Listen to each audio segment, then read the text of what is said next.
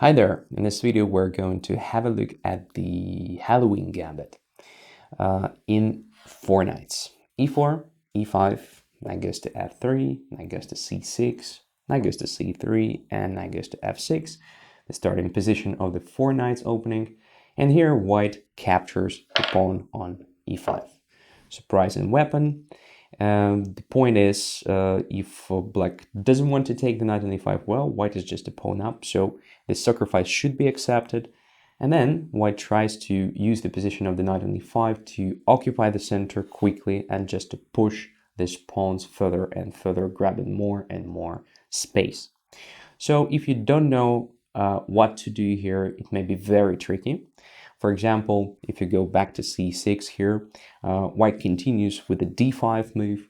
So the next move can be e5. Black may try to blockade the pawn this way, but then white continues with f4. Also very simple move to make and very natural one. Let's say knight goes to g6, and then white continues with the e5. As you can see, it's pretty scary because white grabs more and more space with each and every move, almost effortlessly. So the knights are under attack, under constant pressure. But anyway, isn't it the strange compensation for the minor piece, just one pawn? So knight goes to g8, for example, and there are just two examples, two games we're going to follow here to see what kind of initiative white can get in this situation. So one of the common replies here is just d6, again, super aggressive, blockading the bishop and blockading the pawn d7. So basically doing a similar thing to the light squared bishop of black here. So black will have now some serious problems with the development. C captures d6, E captures d6. We can notice that white is going to use the c7 square very soon with the help of knight b5, let's say. So black should do something with this. If black develops the queen now to b6, for example, then white may continue with the knight to b5 move, creating a direct sort of knight to c7, also protecting the pawn on d6, which was attacked. And it appears that black doesn't have really suitable way to parry this threat. So obviously king d8 is possible, but the coordination is already damaged. So black is literally hoping for winning the pawn on d6 soon, after attacking the knight on b5. But it's not so simple, so white may even sacrifice that pawn immediately after queen to f3. So let's say bishop takes on d6, then bishop comes to e3, attacking the queen. So once again, just like in any gambit, white is trying to use the advantage in development and exploit vulnerable positions of prematurely developed pieces. Bishop goes to c5, feels like a nice simplification, but after bishop c5, queen to c5, and long castling, position is still absolutely unclear, and I would say it's unclear for black because I'm not so sure how to complete the development in the best way. So black tried knight to h6 move, protecting f7 in advance. White played knight to d6, so as we may notice, knight h6 was very important in this sense. Bishop is still here, and it's not so clear how to bring it to life. King c7 was played in the game we're following. White continued with the bishop to c4, another good developing move, I would say. Black played knight to f5, trying to get rid of the knight. Everything is super logical. Knight captured on f5, queen captured on f5 with the tempo. So if f4 is under attack now, and black wants to exchange queens after queen takes f4, so white continued with the rook to d4. So this position also looks a bit strange. So basically black made a great progress exchanging so many attacking pieces, but black is still far away from solving all the problems, although in this position black has an extra minor piece. There is no material compensation even, but the position is still quite complicated. So d6 was played, rook went to d1, attacking the pawn. Black decided to bring the bishop to life, finally intending to play bishop to c6 here, and black is really close here. But white continued with a very interesting g4, and after queen to g4, moved the queen to d5, attacking d6 now. There is also a threat of queen a5 at some point. So after rook to d8, the game finished after queen d6 check, king to c8, bishop captured on f7, creating this threat of rook to c4. And after queen to f3, white continued with this move, and after bishop to c6, bishop e6 actually finished the game. So rook to d7 is the only defense, and white just captured that rook, so the game is over. Already this example shows the spirit of the gambit, so white sacrifices a lot. In many cases, white plays just a minor piece down, but the activity of the pieces is very impressive. Let's have a look at the other option for black. It is queen to a5 after c captures d6. So here, instead of playing queen to b6, attacking the pawn on d6, black may try, for example, queen to a5, pinning the knight and hence preventing knight to b5 move. In this case, white continues with the bishop to e3, also rapid development. Queen may go to b4, attacking b2, but then queen simply goes to e2, creating a threat of bishop to c5, for example.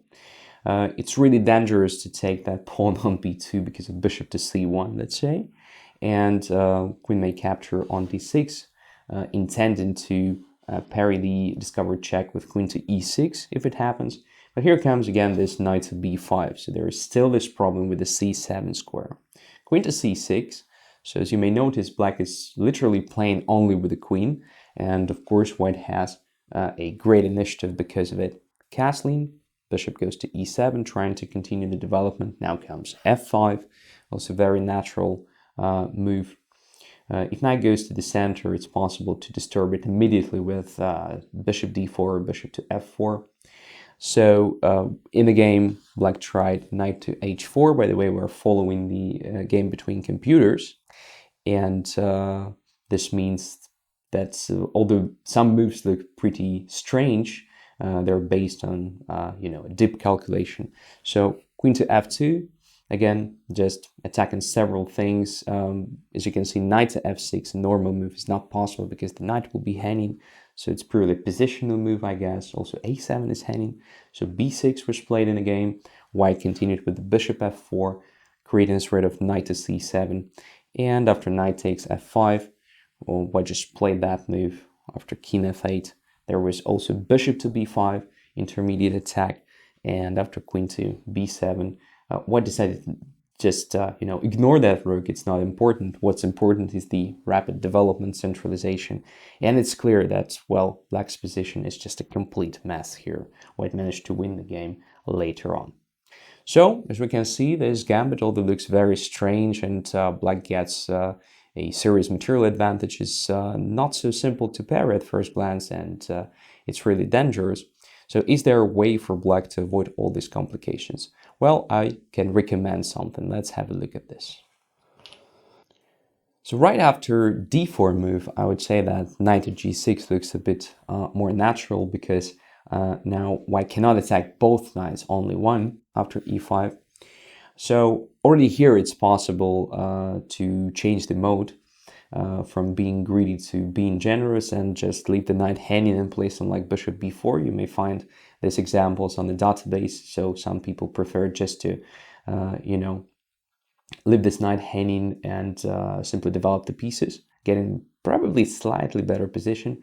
But I would recommend just to stay greedy and play knight to g8 at the moment, because I don't see, direct threats at the moment.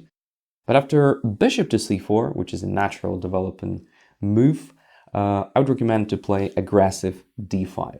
So it's clear if white takes this pawn en passant, we just recapture with the bishop and continue with the normal development, having no problems with the space anymore. So it will be just a winning position. So white normally captures on d5 with the bishop.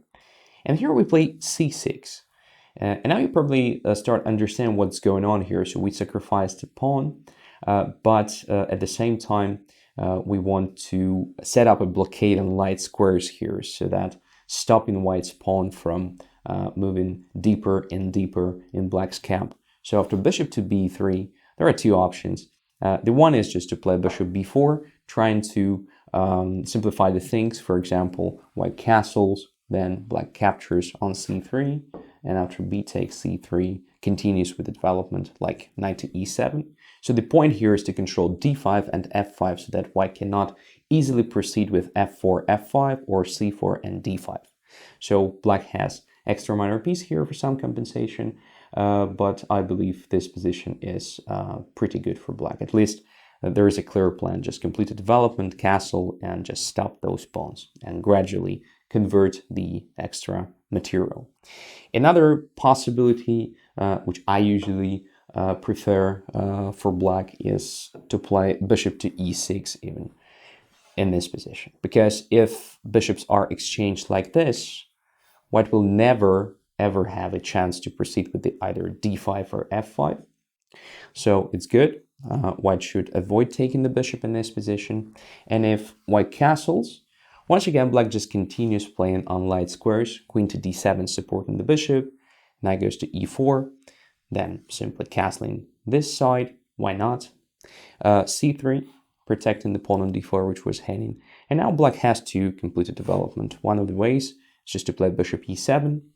Then at some point to play h5. And the idea is just to put the knight on h6, just like in French defense, for example. And this is also very logical. So after knight h6, knight can go to f5 if it is needed. But in general, the idea is just to control all these light squares. So white is having real problems with proceeding with the attack. And we shouldn't forget black is a minor piece up. So that's my recommendation. I would say that Halloween Gambit is not a correct gambit, so it may be refuted this or that way, but for blitz games, it's interesting adventure, especially if your opponent doesn't know what to do here. Thanks a lot for watching and see you next videos.